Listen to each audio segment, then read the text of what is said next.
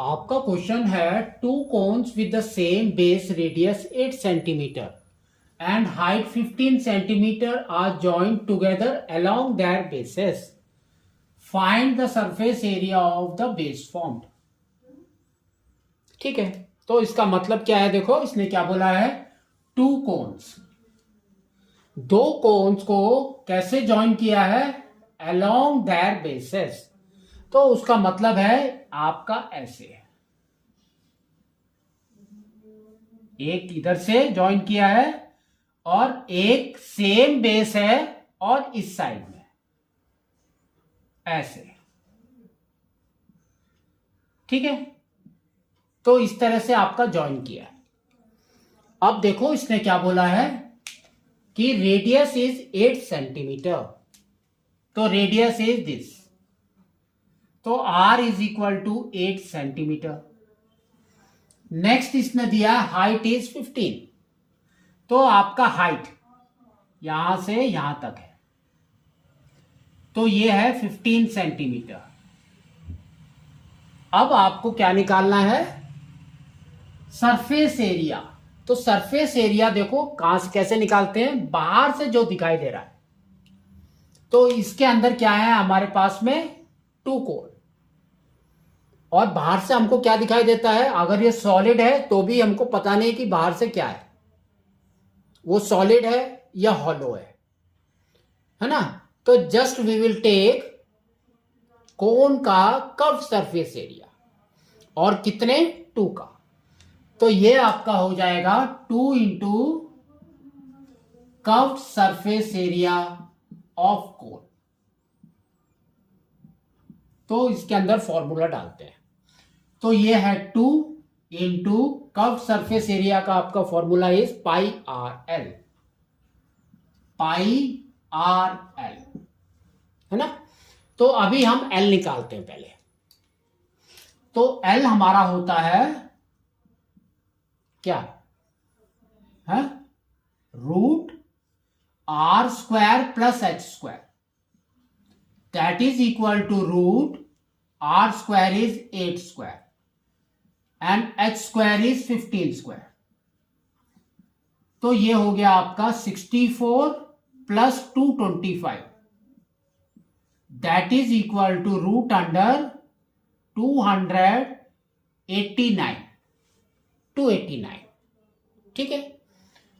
तो 289 किसी का स्क्वायर है क्या? 17 का? Check it. तो डायरेक्टली 17 मत लिखो, चेक करना है। तो 17 इंटू 17, 49, 4 कैरी, 7 प्लस 4 इज 11, 1 से करो 7 एंड 1, तो ये आपका आ गया 289। तो that means this is nothing but 17 centimetre.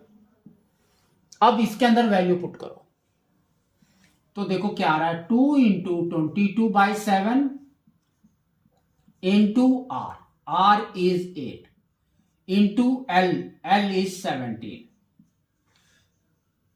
तो पहले मल्टीप्लाई कर दो ऊपर, फिर ही डिवाइड करना, नहीं तो नहीं। तो ये हो गया 44 इंटू 8 7 जा 56, 5 के 8 इंटू 1 इज 8 प्लस 5 इज 13/7। तो अभी ये दोनों को 136 को 44 के साथ मल्टीप्लाई करो, तो 4 into 6 is 24, 2 carry, 4 into 3 is 12 plus 2 is 14, 1 carry, 4 and 1 is 5। तो नेक्स्ट भी 4 है, तो आप इसको रिपीट कर दो, तो ये आ जाएगा 4 8 9 5। तो नाउ आपका आंसर आ गया 5984/7, ठीक है। तो 7 से उसको डिवाइड कर दो, सिंपल है। तो 59, तो that means 8 times is 56, 8 times. तो यहां पर बच गया आपका 38, दैट मीन्स 5 टाइम्स। फिर बच गया 3, तो यहां पर लिख दो 3, तो ये हो गया आपका 34। तो 34 का मतलब है 4 टाइम्स, ठीक है, तो 28। फिर बच गया आपके पास में 6, तो आप पॉइंट लिखेंगे, तो वो हो गया 60, तो यहां पर हो गया 8। ठीक है, फिर कितना बच गया आपके पास में 4, तो 4 0 40, दैट मीन्स 5 टाइम्स। ठीक है, नेक्स्ट इज 7। तो इस तरह से आपका आएगा, लेकिन आपका जो आंसर है वो क्या दिया है, अप्रोक्सीमेट में। तो अप्रोक्सीमेट में क्या किया है, आप देखो यहां पर 0.8 है, तो 0.8 का मतलब होता है कि आप साइड वाले को इंक्रीज करेंगे, तो दैट मीन्स आपका आंसर आ जाएगा, सॉरी यहां पर नहीं, आपको इसको इंक्रीज करना है ना, 7 से इसको, तो ये आपका 854.86 सेंटीमीटर स्क्वायर। तो ये तो आपका है आंसर। ठीक है, लेकिन इसका आंसर जो दिया है एज पर R.D. शर्मा में, उसने दिया हुआ है 855 सेंटीमीटर स्क्वायर।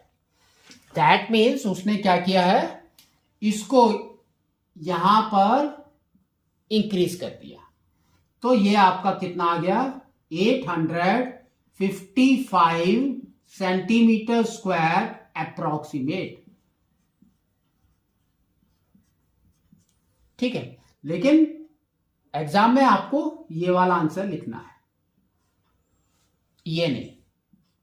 ठीक है, तो इस तरह से आपको इसको करना है।